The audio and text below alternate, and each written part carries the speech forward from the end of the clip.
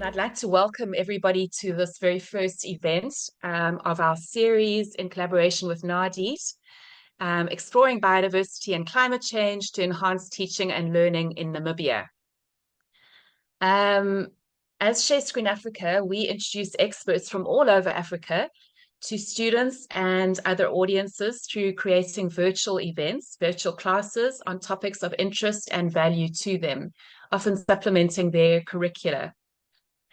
I would like to then just say that introduce NADIT, and NADIT is the Namib. I'm sure all of you know because most of you are with NADIT, but NADIT is the Namib Desert Environmental Education Trust, and with objectives including addressing relevant environmental issues through hands-on experiential learning and supporting the Namibian school curricula in a practical, learner-centered way.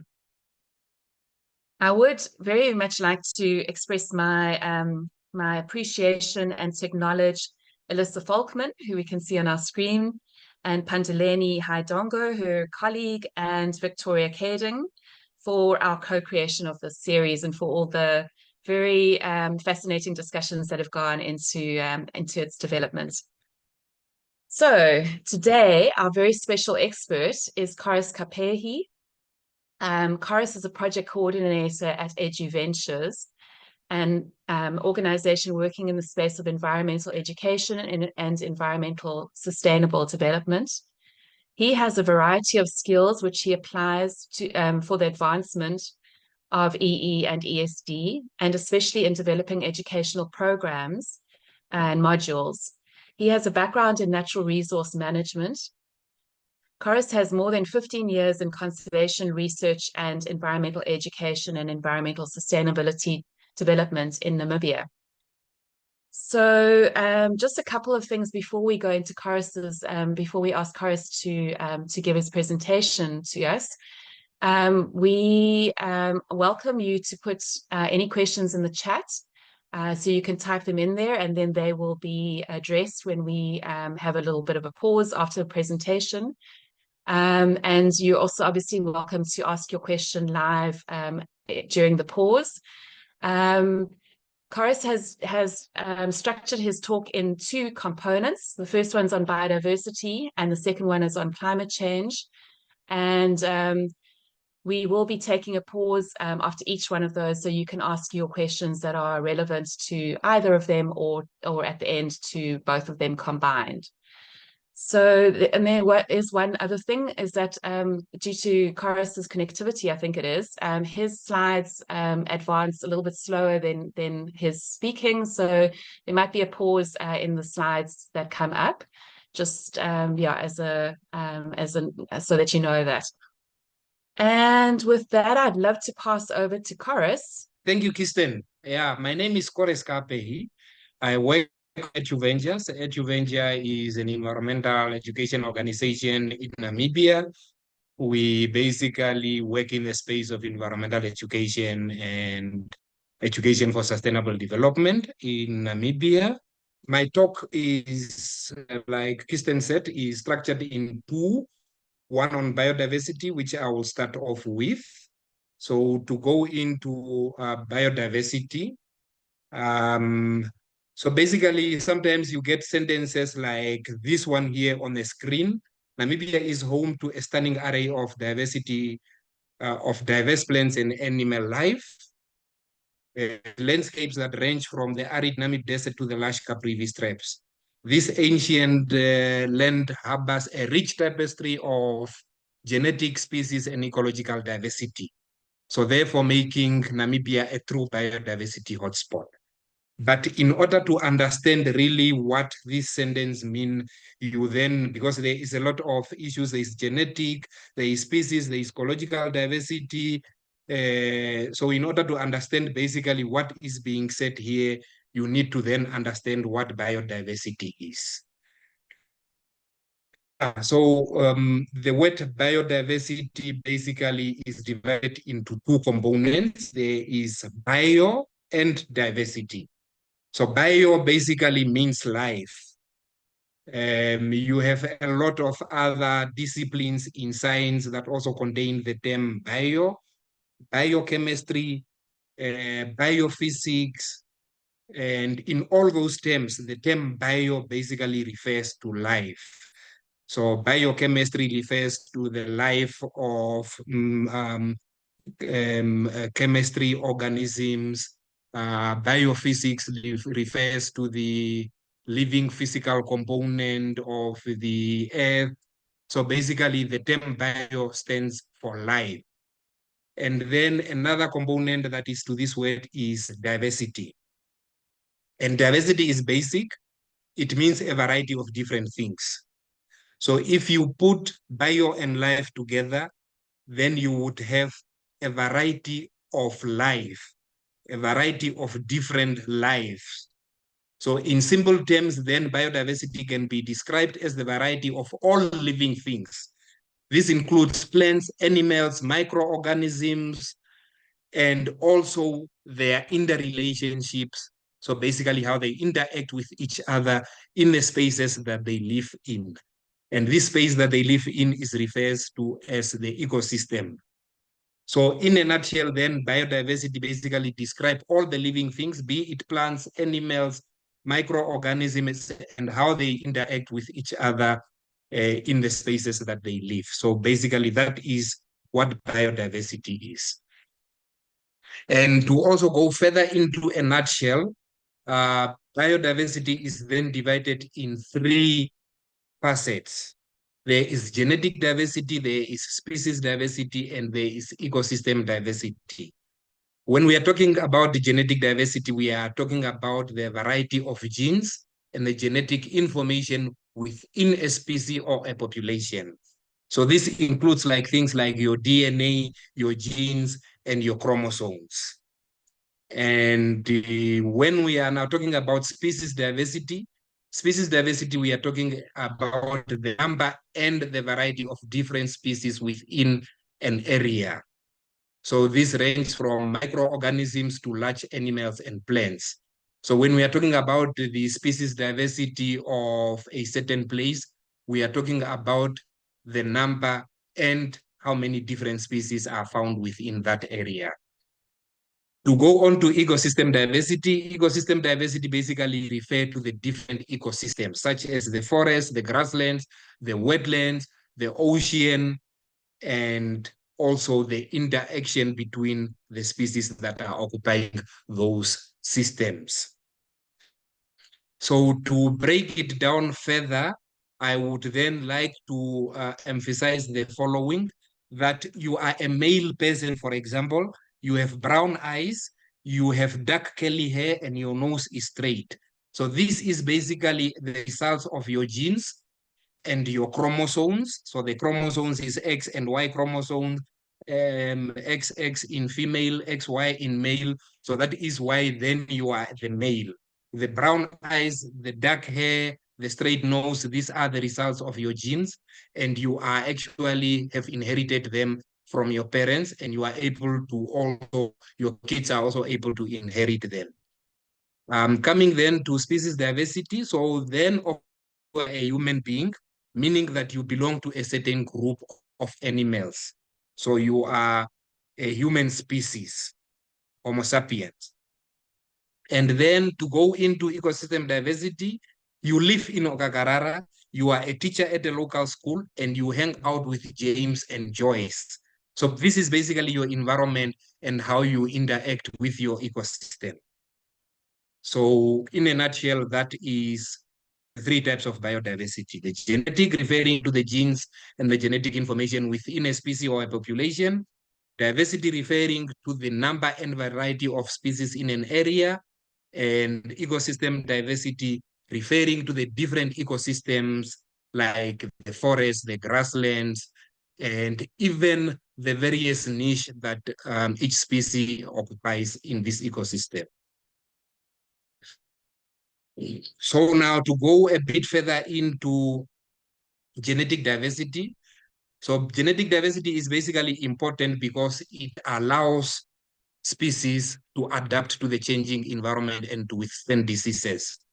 If a population has a low genetic diversity pool, that means that that population is likely to get extinct because there is very little genes within that species to adapt to a variety of conditions, hot or cold conditions, high or low rainfall, drought or floods, and stuff like this.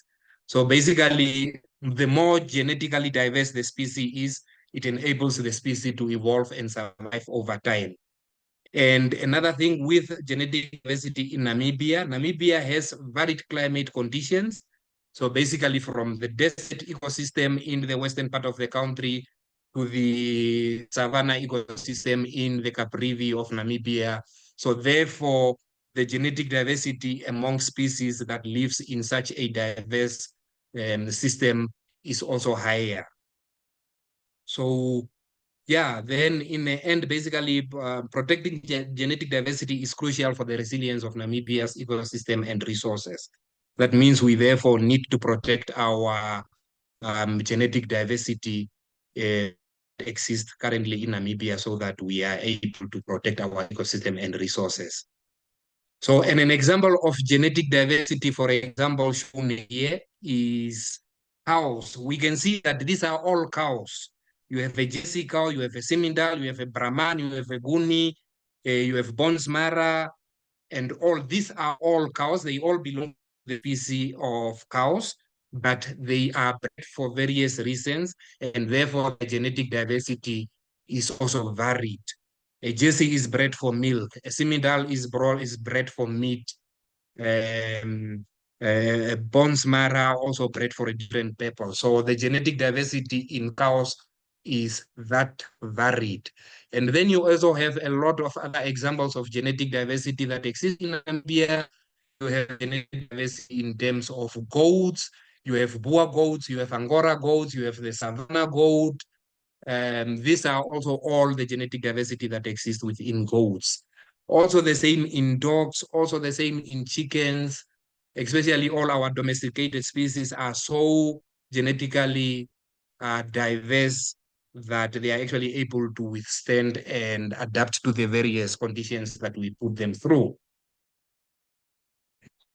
To move on to species diversity. So basically, species diversity is a group of organisms. They must have similar morphological, physiological, biochemical, and behavioral features. And they interbred to produce a fertile offspring. And they are also reproductively isolated from other species. So this means that for a species to be one and to qualify as a species, that means that the morphology, they must have 2 eyes, 2 ears, 2 nostrils. So the morphological features should be the same. Their physiological conditions, the way they think and they interact must be the same. Their biochemical structure must be the same. Their behavioral features must be the same. And then when they interbreed, they must produce an offspring that is fertile. So you sometimes have 2 different species breeding with each other, but they produce an offspring, and this offspring is not fertile. The example of a mule, a horse, and a donkey can breed. They can produce an offspring, but this offspring is not fertile, meaning that these are 2 different species. So basically, then species diversity refers to the variety of flora and fauna species in a particular ecosystem or on Earth as a whole. So species diversity in the world, basically today we are looking at 1.7 million species known to men. Half of these species are arthropods, and which is mainly insects. Arthropods are animals without backbones. And it seems that when God was creating them, he also seemed to have like a absolute fond for beetles, because 500,000 or at least close to 500,000 of them are beetles. But we are also looking at 3.6 to 111.7 million species that are estimated to occur on Earth. And in Namibia, to be specific, we are looking at the different taxonomic groups, which is amphibians, arachnids, birds, fish, insects, mammals, plants, and reptiles. So with amphibians, the number of described species in Namibia is 50, but we are, of course, still able to find more species. A new species of bullfrog was discovered in Namibia recently as well. So arachnids, we are looking at 618, which is 11% of all species that are endemic to Namibia. Bats, we are looking at 676. Fish, we are looking at 114. Insects, we are looking at 6,421. So insects seem here to be the most species that are described in Namibia. Mammals, we are looking at 229.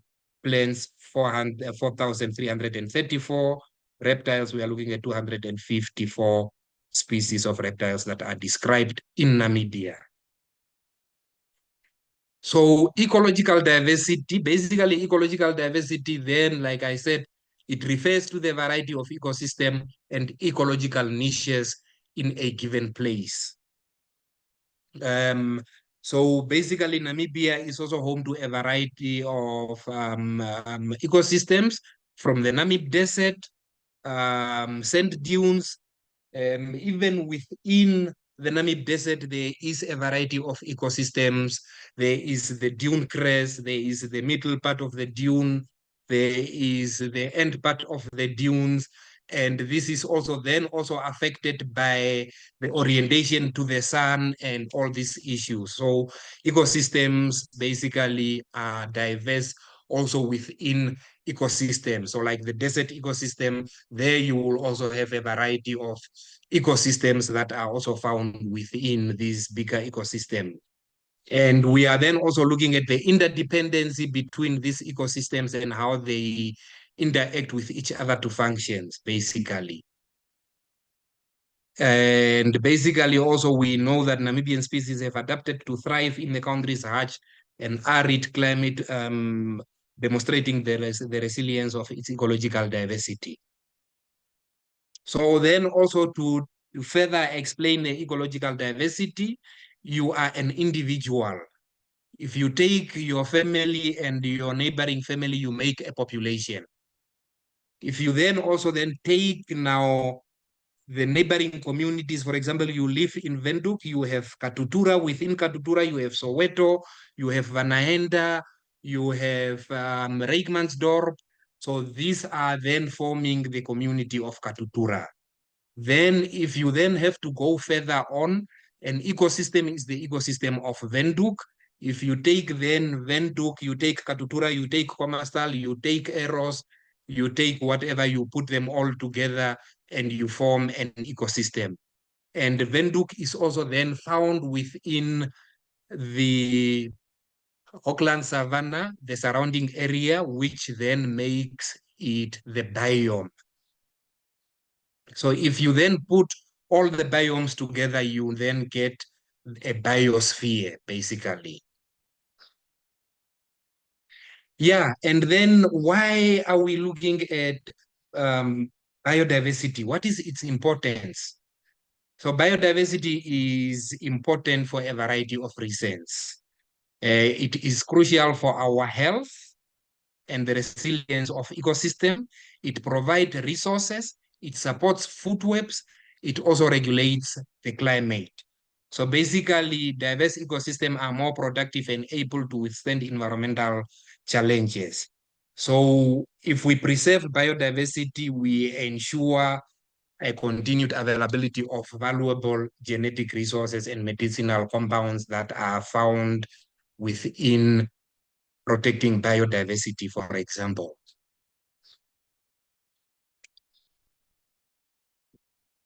But our biodiversity is threatened, especially in Namibia, and also worldwide. Biodiversity, there is threats that are affecting biodiversity, and they are listed here as habitat loss, pollution, invasive species, and climate change.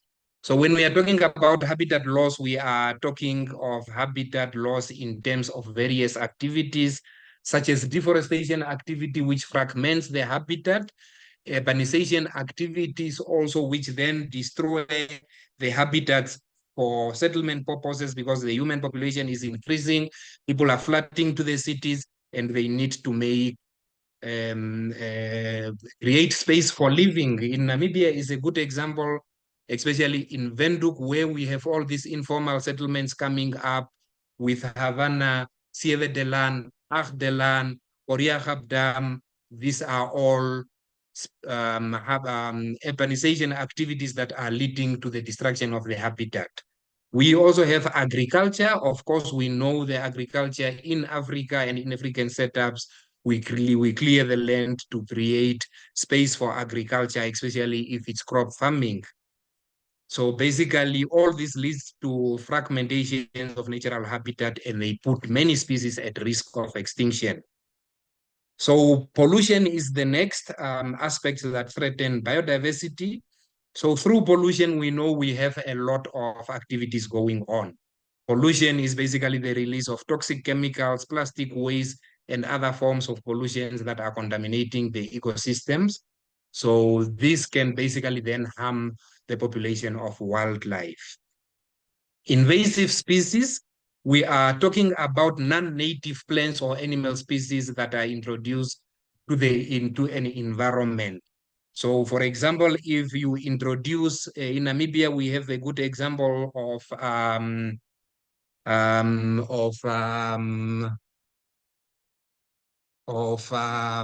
Prosopis gladulosa, which is basically an invasive species, especially in the southern part of Namibia, and it is taking over the rivers there, and it is displacing the native population of plants. So basically, sometimes when you have an introduced species that comes into a new environment and there is a niche for them to expand, they basically expand because they are new to this environment.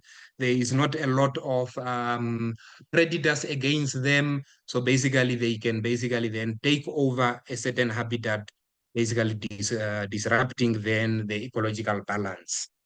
So climate change, we know that climate change is an ongoing process. So this rise in temperature, the change in precipitation, and other climate-driven shifts, they are also causing extinction in most species because the rate at which the climate is changing is not allowing species to adapt quickly enough to the new changes that are coming up. And therefore, those species are likely to face extinction. So basically then, in conclusion, the rich biodiversity of Namibia is testament to the unique geography, climate, and conservation effort. So from the genetic diversity within species to the diverse ecosystem that spans the country, Namibia's biodiversity is precious, natural resource that must be protected for future generation. So I think with that, I am done with the first part of the presentation. I am open for discussion and questions. Thank you, Chorus. That was super. Thank you very much for a visually rich and very valuable foundation to biodiversity that you've shared with us. I also love that you have made it very specific to Namibia and brought it alive instead of just leaving it as a very general talk on biodiversity. So thank you for that. I would like to invite some of our audience to hold their hands up, and if they have any questions, you're absolutely welcome, and Chorus will answer your questions. And while we're waiting, I'm just going to ask my own question. Chorus, it's a little bit of a broader question. We have many young people in our audience today, and I would like to ask you quite a general question of what it was that inspired you to go into the career that you are in. Was there a certain point in your life where you made that decision? Obviously, a lot of these young people are going to make that decision as well. Thank you, Kirsten. That is a question dear to my heart. Because since the beginning and the place where I was born and where I grew up, I was always in the environment, always close to biodiversity. And I started this interaction with biodiversity and the natural environment from a very young age. And during my schooling career, I was introduced to environmental clubs in schools. So basically, right from a young age, I knew that I wanted to be into environmental conservation and biodiversity conservation due to the background that I was raised with. I was raised on a farm. We were looking after cattle and livestock, and then you had to learn the science of the wild and to understand it if you had to live in such an environment. So basically, right from a young age, I knew that I felt at home in the natural environment. Thanks, Chorus. I think you're very lucky to have had that childhood. You know, when I compare it to people growing up in a city and being so disconnected from nature and biodiversity. So yeah, thank you for your answer. So do we have any questions from the audience at the moment? Anybody going to be brave enough to ask a question? I'm going to pick on my colleagues. Stella, do you have any questions? Sorry, Stella, to put you in the limelight. It's like you It's like you've read my mind. Actually, I have one Excellent. question. Like, I would like to understand the difference between genetic, um, the genetic biodiversity and speech biodiversity. Like, it's so confusing. Can you please explain more with examples on that one? You have explained on the genetic, you gave examples of breeds of cows, but when it comes to species, if let's use the same example with cows, how can you differentiate on the speech part if we talk of cows? Thank you, Stella. Let me go back to my presentation again and explain using examples. Mm.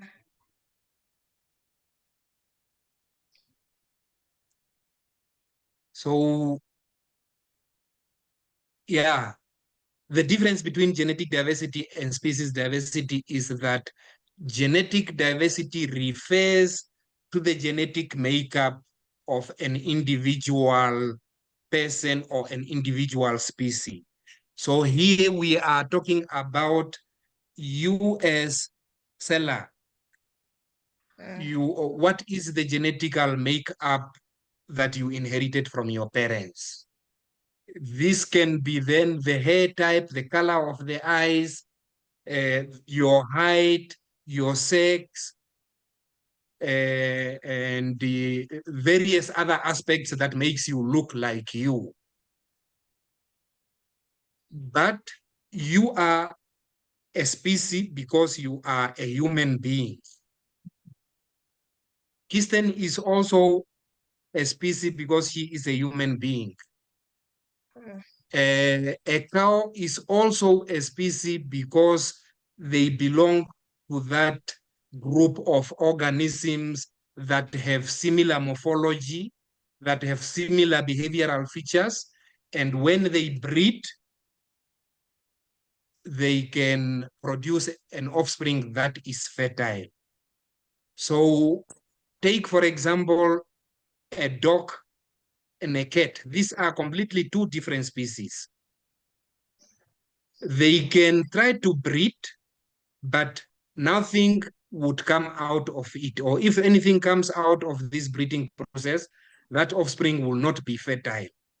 So that means that to qualify as a species, you must have similar morphology, similar physiological features, similar behavioral features. So all the cats, they have similar morphology because they have two legs that are situated in front of, two arms that are situated in front of them, two legs that are situated at the back. They have a tail. They have their ears standing upright like this. They have two eyes. They have canines, like their teeth, the way they are made. And but their genetic ability is not the same because you have a black cat and a white cat, but they are all cats. because they are basically, they have the same morphology, they have the same behavioral features, they can interbreed to come up with an offspring, and that offspring is able to produce another offspring. This is where I was using an example of a horse and a donkey. A horse and a donkey, they can breed. You can put them in the same kraal and they can do the do, but what comes out of there is a mule, and a mule cannot produce any further because it is coming from two different species. Thanks, Chorus. That sounds like a comprehensive answer. Stella, are you happy with that? Very happy. Okay, excellent. Chorus, I see there's a few more questions jumping up. If I can go ahead and ask you those. So we have Everista Bruder, and she has an interesting question. She says, with regard to your presentation, it seems that we have a higher species of beetles. What initiative do you have in Namibia for protecting this vital species, particularly the dung beetles? Thank you. What initiative do we have for protecting beetles in Namibia? EduVenture is a program of the National Museum of Namibia. And at the National Museum of Namibia, all museums are divided in two components. They have the natural history section and the social history section. So the natural history section is a section that deals with the history that we inherited naturally. This has to do with plants and animals that we've inherited, of course, because we have inherited plants and animals from our forefathers. They did not kill them all, and they did not cut off all the trees. So the natural history section of the museum deal with this part, while the social history deal with the history that we've inherited in terms of our colonial history, in terms of our social history, how we interact with each other. And at the National Museum, there is a collection specifically for Coleoptera. Coleoptera is an order of beetles. So the beetles in Namibia, basically, they are being studied to know for sure how many species we have, because you cannot protect something you don't know. So, and a lot of other studies that are ongoing as well, because we understand beetles are quite a significant keystone species in terms of nutrient cycling in the soil and stuff like this. So the initiatives do exist, even though they are apart and spread, they do exist. There is, like I said, a collection of beetles at the National Museum of Namibia, and there is also other projects that are looking at the studies of beetles to see what we have in terms of beetle species diversity. Thanks, Chorus. I'm smiling because one of my colleagues has been very much focused on dung beetles as well. So that's a subject very close to her heart, Ciel, if you're there. I'd like to just take a question from the floor. So Simon Martin, would you like to ask Chorus your question? Yes, thank you. Good day. Martin Simon, a final year student at UNAM doing integrated environmental science. So Mr. Chorus Kapehi, just a quick question. What is your, just your comment on the efforts Namibia is implementing to conserve biodiversity, especially in the face of climate change? Thank you. Yeah, thank you, Martin Simon.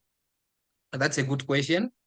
Namibia is trying its best. We are trying a lot to protect our biodiversity, especially in terms of the climate change and the changing ecosystems and stuff like this.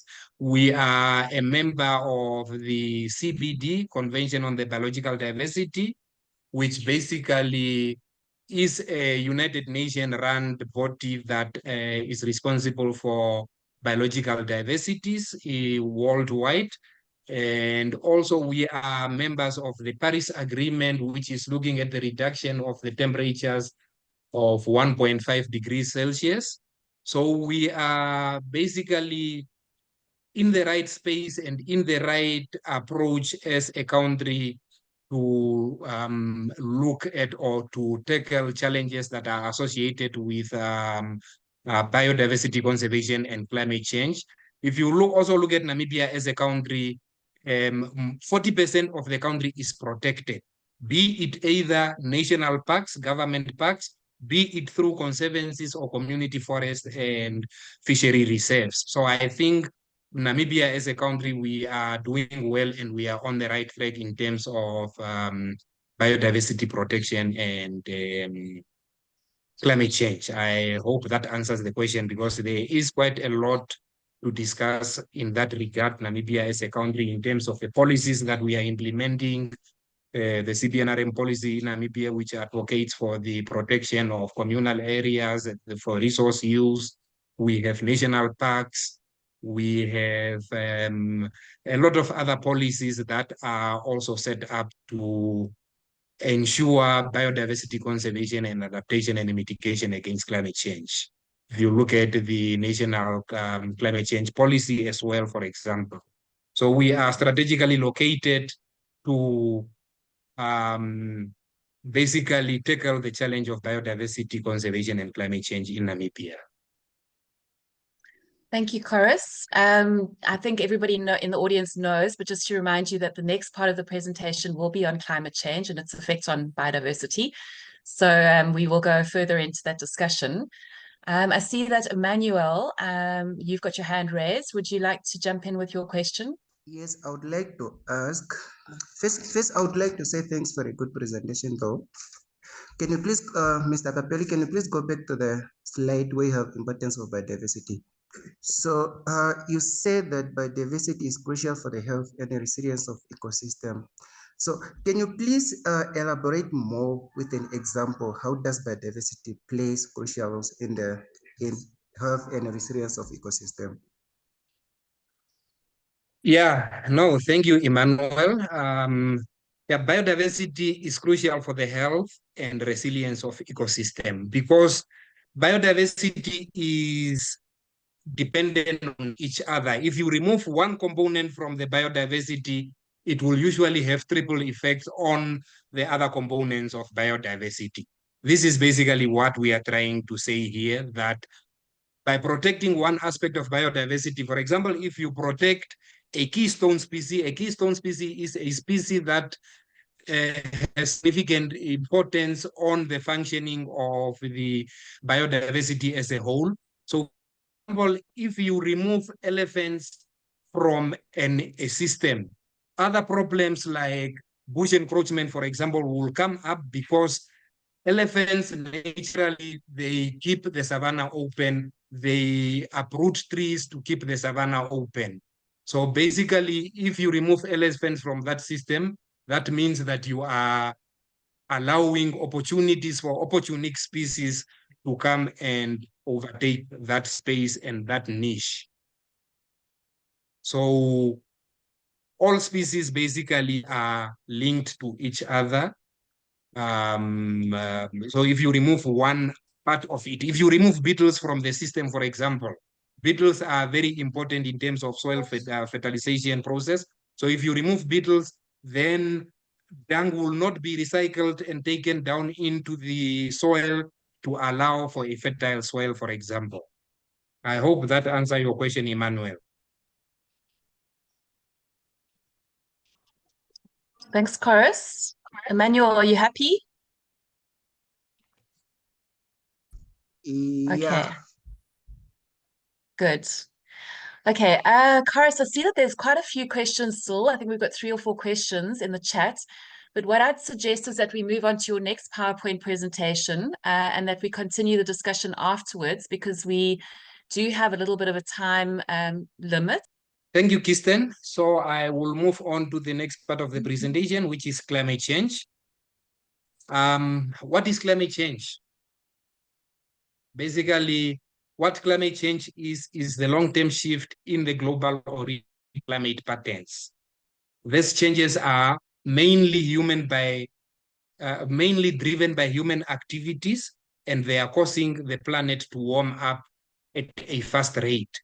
And this leads to, for example, the melting of the glaciers, the rising sea level, and other extreme weather events that are happening. So these changes then basically include the changes in the following aspects. It includes the changes in temperature. Overall, we are getting a slight increase in the global temperature. And number two, precipitation or the rainfall patterns, they are also different from place to place. And basically the pattern in Namibia shows like a more erratic patterns towards drier conditions. So basically Namibia precipitation or rainfall in Namibia is going towards a drier conditions. Other changes could, for example, be wind patterns. So the changes in patterns, which then affects things like the ocean currents, like the Benguela current. So these are basically the major changes that are that we are talking about when we are talking about climate change. There are, of course, other long-term effects as well that we experience, but the causes of climate change are basically divided in the following categories. Basically from greenhouse gas emission. So this is from human activities that we are burning fossil fuels and causing deforestation and through the industrial process. And number two is deforestation and other land use activities that are basically reducing the planet's ability to absorb the excess carbon dioxide. And number two is increased agricultural practices. Number three is increased agricultural practices and livestock production, which leads to methane, basically, and methane being a gas that is more harmful than carbon dioxide, for example.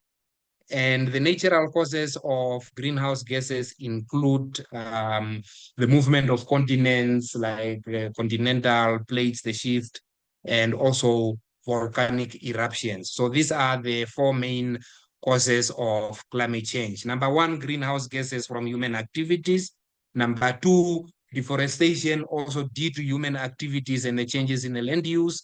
Number three, also an increase in agricultural practices and activity, especially keeping livestock, which produces a lot of methane. And number four is the natural causes. So like I said also in my previous slide, is that climate change is more human driven. And this is what we mean that is more human driven, because if you look at the three causes, the four causes there, three of them are human driven. In order to also understand how climate changes, we need to understand greenhouse gases and how it happens. So basically, greenhouse gases are naturally occurring. They occur naturally in the atmosphere. Carbon dioxide occur naturally in the atmosphere. So they are naturally occurring gases. Methane, these are all naturally occurring gases. And they basically absorb solar energy and trap heat in the atmosphere to keep the earth warm. Imagine if there was no greenhouse gases in the atmosphere, the average temperature on earth will be 18 degrees Celsius. So then we will go back to the ice age, and we will not be able to survive with this temperature. So greenhouse gases are natural. But human activities have basically exacerbated the contribution to greenhouse gases in the atmosphere. And this basically results in greenhouse effect. So the main greenhouse gases that exist, they are water vapor, carbon dioxide, and methane. These are the three main gases. And then we have other greenhouse gases that like nitrous oxide, hydrofluorocarbons, and so forth. Basically, they form a layer of blanket around the Earth atmosphere to keep the Earth warm. But because of our impact, or because of the fact that human beings are exacerbating the contribution of greenhouse gases in the atmosphere, the following happen. Number one, here you have a clear day with the atmosphere, and the brown layer pointing the atmosphere there, they are the greenhouse gases. So then you have your sun shining into the atmosphere and then to the Earth's surface, because when it is coming from the sun, it comes in as shortwave radiation. So it is able to penetrate through the greenhouse gases and it comes to the Earth's surface. The Earth's surface, basically picture number 3, the Earth's surface then absorb as much energy as possible, but the extra energy that is not being able to absorb is then reflected back into the atmosphere. And this reflection that goes back into the atmosphere, it goes in as long wave radiation. And this long wave radiation is not able to all penetrate through the layer of greenhouse gases that is formed into the atmosphere, thereby causing the Earth to warm up. So this is basically how global warming and greenhouse gases leads to climate change. Like I said, you have human being contributing to the excess greenhouse gases in the atmosphere. And when the sun shines on the Earth, the radiation that is coming through, because it comes in as shortwave radiation, it comes through the greenhouse gases nicely, it hits the Earth's surface, and the reflection that goes back as long wave radiation. And long wave radiation is not able to go through the greenhouse gases blanket that is formed around the Earth, and therefore causing the warming up in temperature, causing global warming. And we also have ozone depletion. Ozone layer depletion is basically different from climate change and global warming. I also wanted to make this clear that ozone layer depletion has nothing to do with climate change, and has nothing to do with climate change and global warming, because ozone layer is basically a layer that is found in the stratosphere of the Earth. The Earth, we know, has 4 layers in the atmosphere, and the ozone layer is found in this layer of the atmosphere, which is the stratosphere. So in the stratosphere here, not the purpose, but what the ozone layer does, it is that it traps harmful UV radiation that is coming from the sun, so that it does not penetrate to come to the Earth and cause a variety of diseases, for example.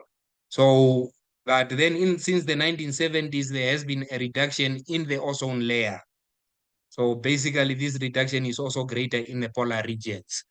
So this ozone layer is caused by a gas called CFC, chlorofluorocarbon. Chlorofluorocarbon is a man-made gas.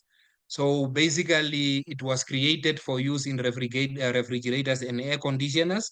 So it is not harmful to human beings and is benefit to us, for example, to keep cool during hot days and to keep our drinks cold in the fridges. But once it is released in the atmosphere, the UV radiation in the atmosphere basically bombard it and it destroy the UV radiation basically release the chlorine in this gas. So because you have chlorofluorocarbon, so the chloro is the carbon part of it. So when it is released in the atmosphere, the interaction with the UV radiation basically releases the chlorine, and the chlorine basically is what destroyed the 3 molecules of oxygen, which forms the ozone layer. So ozone layer is then different from climate change. So impacts of climate change in Namibia, there is a variety of impacts of climate change in Namibia. And like I explained earlier on, was that temperature is one of the changes that we are experiencing. So increasing temperatures in Namibia have been experienced. So basically, where we are looking at 2% increase over the past century in Namibia. and declining rainfall. So rainfall pattern have become more erratic with longer dry periods and more severe drought, particularly in the central and the southern region of Namibia. So in the past, basically, according to the scientific data that is available for Namibia, a drought used to occur every 7 years in Namibia. But this gap is now closing. So we are looking at drought now occurring every 4 to 5 years. So basically, because of this drought, the ecosystems are changing due to rising temperatures and reduced rainfall. The ecosystems are changing and they are becoming drier, and the desert is expected to expand. And therefore, we would have a lot of sensitive habitat that will be lost. So changing precipitation will then change the rainfall patterns in Namibia. Rainfall patterns in Namibia usually from October, November, we will usually receive our first rain, and it will go through until April. But nowadays, we are experiencing this change, and we know now that rainfall pattern is really starting very late in Namibia, sometimes even in February, when we have supposed to have received our highest rainfall in the country. So all this basically would then increase the droughts, and it will then contribute to an irregular shift in seasons, which will then affect farmers because we are not prepared and our livestock are not prepared. So, and all this will then have an impact on agriculture and food security. With high temperatures, with low rainfall, our crops will not produce sufficient yield, basically staple crops like millet, sorghum, and maize. And we are estimating basically a decline of 10 to 15% by 2050. Our livestock is also, because they are dependent on rainfall, we are looking at diminishing grazing land that is available for livestock. We are looking at water scarcity, and this will all have impact on the livestock health and productivities, affecting the pastoralist farming communities. And this will then definitely affect food prices in Namibia because, of course, low crop yield, low livestock production. Therefore, we will have to fork more from import food that in Namibia, we know that we rely on South Africa for import of food. And this will then definitely increase the cost. So with all that, we also have strategies that we can employ to adapt and to mitigate the impact of climate change. So number one, for example, we can transition our energy dependency. Basically, we can try to rely on renewable energy sources like solar, wind, hydropower. We are in Namibia also looking at green hydrogen in Namibia that is coming up, but green hydrogen is a different issue because the green hydrogen that will be produced in Namibia is not being used in Namibia. So that is a different issue that needs elaborate discussion and so forth. We must, for example, look at restoring forests and planting more trees so that there is enough trees to absorb the excess carbon dioxide that is in the atmosphere.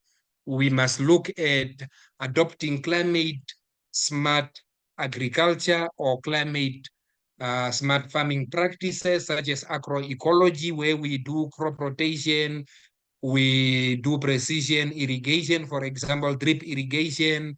We can improve the soil health, and therefore we are basically able to adapt and become resilient to drought and extreme weather events.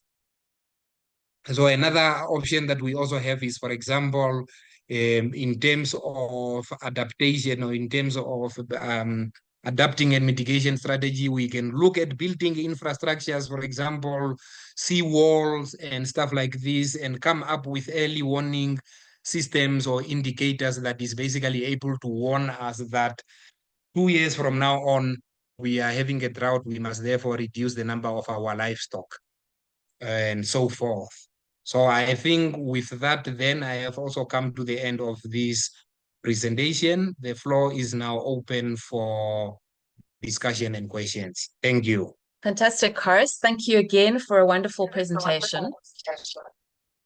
we're very lucky to have two from you. So I would like to go to two questions which are related to education and the training of teachers, particularly in biodiversity and climate change. The first question, and I'm going to ask you both of them, and then you can address these two questions. So the first one is from Alyssa Falkman, who's the Environmental Education Program Officer of NADIT.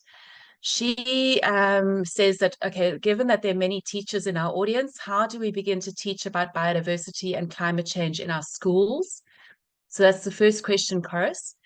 And the second question is related to it as well. It comes from Cheryl Ogilvie from Tshwane University of Technology in South Africa. She says that she knows Namibia's curriculum is very strong pertaining to environmental education. Has this topic of biodiversity and climate change been interlinked with school curricula? And if so, what grades, and has it been incorporated in teacher training? We need to start at a young age. Coris, are you going to be able to answer those? And also, Alyssa, I'm very much welcoming you to come in as well, if you'd like to. Okay, so the first question was from Elisa on how would we then incorporate biodiversity education and climate change in teachers' education in Namibia. A lot of effort is going into this. NADIT is one good example. At Two Ventures, we are also working on other projects that is also looking at the training of teachers, because according to GAP priority areas which should be strengthened for ESD for 2030, one of them is training of trainers. So these are educators in this regard. So basically, in Namibia, there is a lot of projects that are working on teachers training. One of them is Teach for ESD. Another one is EduLink in Namibia that is basically working at capacitating the teachers in Namibia, because the teachers are the people who spend most of the time with the learners at the school. Out of the 365 days of the year, the teachers have the most time with the learners. So the teachers should then be priority in terms of our training and approach in terms of this. But I would like to say that Namibia is working strongly in this, because at the moment, I know of two projects that are specifically focusing on strengthening the capacity of educators and their incorporation of EE and ESD into the school curriculum. So, and then to move on to the next question, yeah, Namibia, the curriculum is strong. We have a lot of cross-curricular issues that are incorporated into the school to try to incorporate education for sustainable development and EE in Namibia. Per se, there is no specific subject in the Namibian education curriculum that focus specifically on biodiversity education or climate change education, but this is a cross-curricular activities, and it is interlinked in the curriculum, for example, or in the geography curriculum from grade 8 to grade 12. It is interlinked into the biology curriculum from grade 10. Also, what we are also trying to do in Namibia as a country is also, when we are training these teachers, we are also not training teachers that are teaching only the subjects that are related to this, but we are also training teachers that are even teaching English, because the idea is for them also to incorporate ESD and education for sustainable development in their curriculum, with examples of, if it's listening and comprehension, something that is in English curriculum, then you can try to incorporate a story on biodiversity, for example.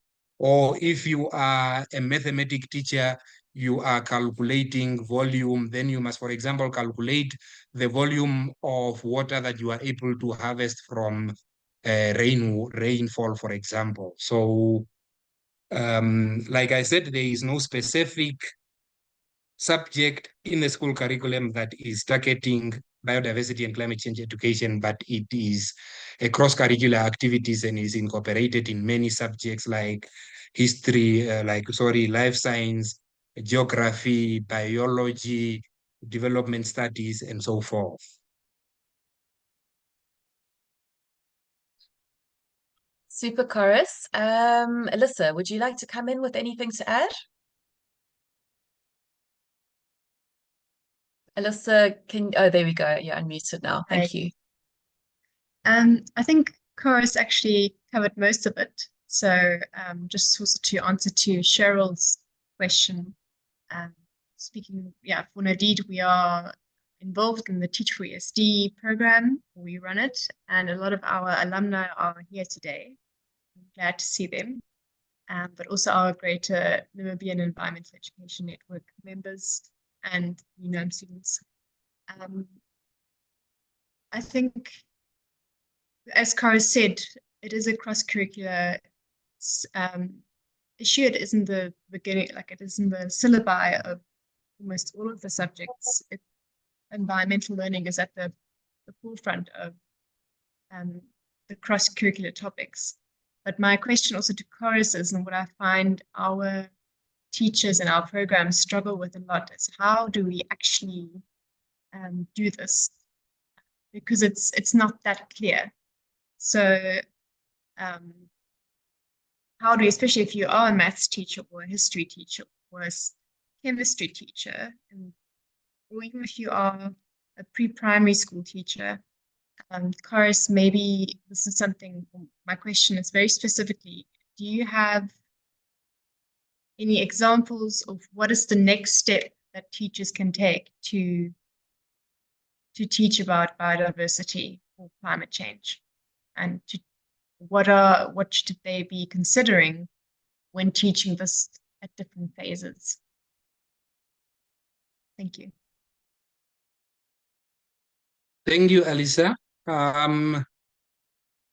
We know that education, and especially education that needs to change attitudes and drive for a transformation of behavior, is very difficult and not easy to achieve. So I would not have a specific answer for you, but I would say we should keep trying what we are trying. What we should add to our programs is the issue of the teachers seeing the benefit of taking this initiative up. So, for example, in one of our programs that we are running is called EduLink. We have the teachers training at any center, including NADIT centers. And then, because the hope is that they must act as multipliers when they go back to their schools. So with that, we basically go to an extent of allowing them to write proposals to us as a form of motivation that I would like to do A, B, and C with this knowledge that I have gained. And as a form of motivation, you award their project. So for example, this can be one of the approach that we can look into, because if you have 20 teachers at a workshop, and out of the 20 teachers, I am sure 5 of them would take it serious and would like to do something with it in the future. And therefore putting this motivation that I have a 10,000 for your school if you write for me a project proposal on recycling that you want to start at school, or a school garden to support the school feeding program, or so forth. So this is one of the approaches that we are using. And also during the training itself, you must also look at not only giving them content, but also how they can implement this content in class. So for example, one of our activities in our program, we basically ask all the teachers to bring their curriculum with, or to bring their syllabi with them to the training.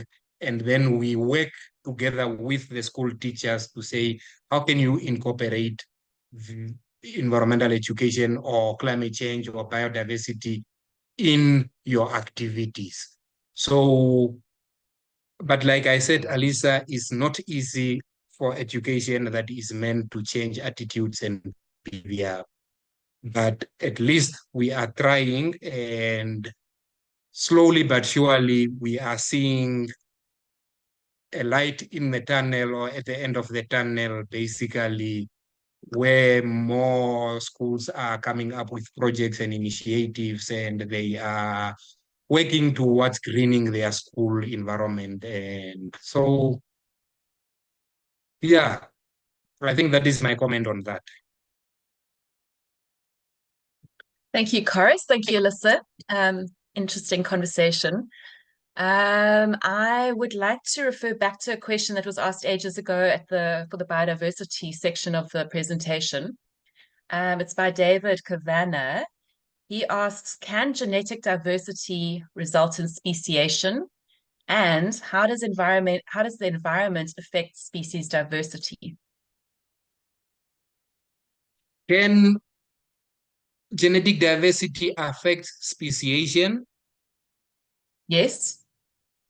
Yes, genetic diversity can affect speciation. Speciation is the evolving of species into new species. For example, if species are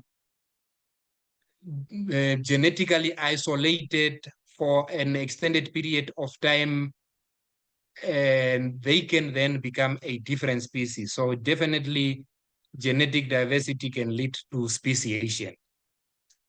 And number two of that question was, how does the environment affect species diversity?